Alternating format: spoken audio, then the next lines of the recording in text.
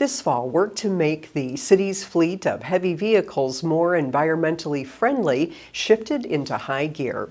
Large dump trucks used for everything from hauling gravel to plowing snow will be switching over to a new fuel source next year, biodiesel. And the source for that fuel is grown right here in Minnesota. Edina TV shows us how Minnesota farmers are helping to fuel cleaner air in the city. Some Edina trucks are going organic. Edina residents are concerned about the health of the environment. So in 2021, the city implemented a climate action plan with the goal of reducing greenhouse gas emissions by 45% by 2030 and being totally carbon neutral by the year 2050. While Edina has been steadily adding electric cars to the fleet, going electric with larger trucks isn't practical. As we look at our larger vehicles like our snow plows, our fire trucks, our dump trucks, it's just much more expensive to add that electrification component. And so it was just cost prohibitive, but also there was a concern around service levels. The answer came from soybeans. They are used to create biodiesel fuel. It's a fuel source that's basically a soy-based blend that takes all the hydrocarbons out of the emissions. So you have none of the oil base, it's all a soybean base, so there's no oil. That means cleaner air for everyone.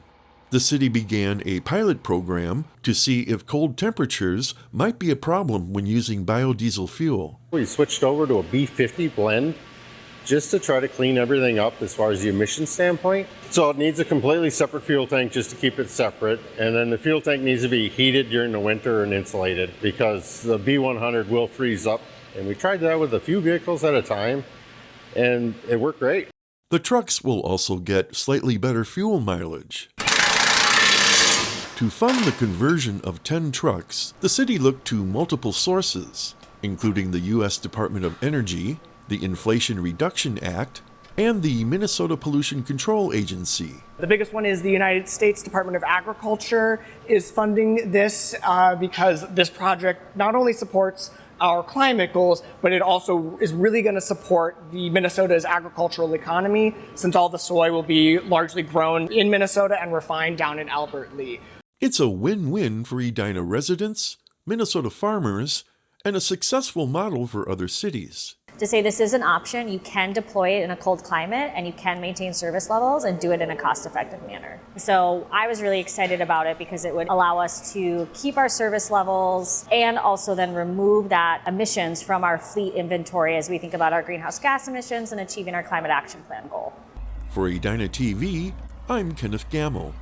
A large insulated and heated tank for storing the biodiesel is under construction and will be delivered in the spring. 10 tandem dump trucks will be fully switched over by then. The rest of the fleet will be evaluated to potentially run on B100 biodiesel as older trucks are replaced.